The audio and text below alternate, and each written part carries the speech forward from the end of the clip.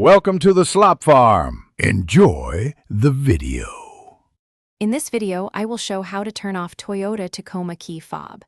Press and hold the lock and unlock buttons together for 5 seconds until the LED blinks, then release.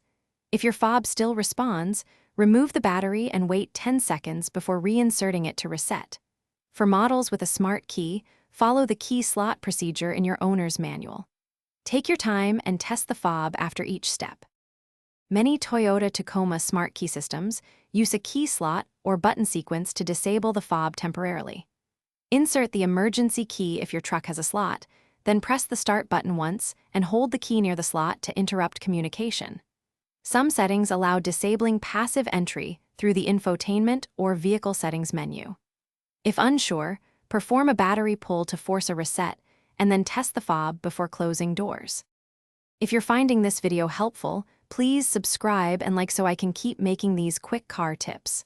Quick recommendation: a practical money book, The Simple Path to Wealth, can help you budget for repairs and upgrades, and it might change how you think about saving for a truck.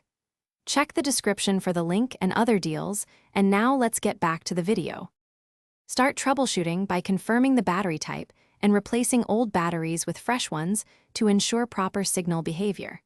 Move away from other electronics and metal objects that might interfere with the fob's radio frequency.